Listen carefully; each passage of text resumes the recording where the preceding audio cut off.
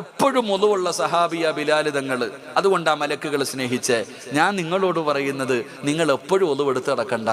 ആ നിസ്കരിക്കുന്ന സമയത്തെങ്കിലും ഒളിവെടുക്കുമ്പോൾ നേരെ ഒന്ന് എടുത്താൽ മതി. അള്ളാഹു ഈമാൻ തരുമാറാകട്ടെ. ഉറക്കപ്പറല്ല ഈമാൻ തരുമാറാകട്ടെ.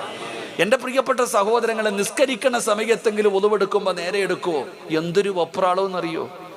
ഓടി ഇങ്ങോട്ട് വരും ചെറുപ്പക്കാർ, ഓടി ഇങ്ങോട്ട് വന്നിട്ട് 3 പ്രാവശ്യം ഹൗലിനകത്ത് കൈയിട്ടൊരു മുക്കല, ഒരൊറ്റ മുക്കല് ഇങ്ങനെ അടിയാ, എന്നിട്ട് ഓടുക നിസ്കാരം.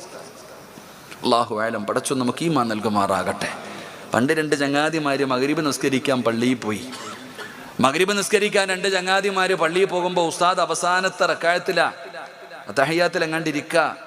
ഒരുത്തൻ എന്ത് ചെയ്തു? 2 പേരും പള്ളിയിൽ വെച്ച് പിരിഞ്ഞു. നിസ്കാരമെല്ലാം കഴിഞ്ഞ് ഇറങ്ങിപ്പോകുമ്പോൾ ഒരു കൂട്ടുകാരൻ മറ്റേ കൂട്ടുകാരൻ്റെ അടുത്ത് ചോദിച്ചു, അളിയ നിനക്ക് നിസ്കാരം കിട്ടിയോ? അവൻ പറഞ്ഞു, ഞാൻ ഉളുവൊക്കെ എടുത്തിട്ട് വന്നപ്പോഴത്തേക്ക് നിസ്കാരം കഴിഞ്ഞു, എനിക്ക് ജമാഅത്ത് കിട്ടിയില്ല. ഞാനൊക്കെ ഉളുവെടുത്തിട്ട് വേണ്ടി വന്നപ്പോഴത്തേക്ക് ഇമാമ സലാം വിട്ടി, എനിക്ക് ജമാഅത്ത് കിട്ടിയില്ല. അപ്പം മറ്റേ പഹയം പറയുക, ഞാൻ ഉളുവെടുക്കാൻ പോയിരുന്നെങ്കിൽ എൻ്റെ ജമാഅത്തും പോയേനേന്ന്. അള്ളാഹു ഈമാൻ തരുമാറാകട്ടെ. അവൻ എന്നാ പറഞ്ഞേ?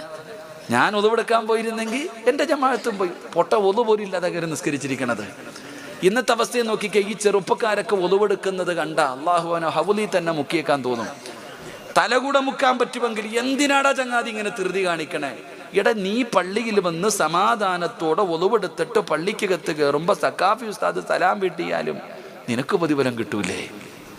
നീ ഒളിവില്ലാതെ നിസ്കരിച്ചാലോ നിന്റെ ആക്കിബത്ത് പോലും മോശമാകില്ലേ? അള്ളാഹു കാക്കുമാറാകട്ടെ.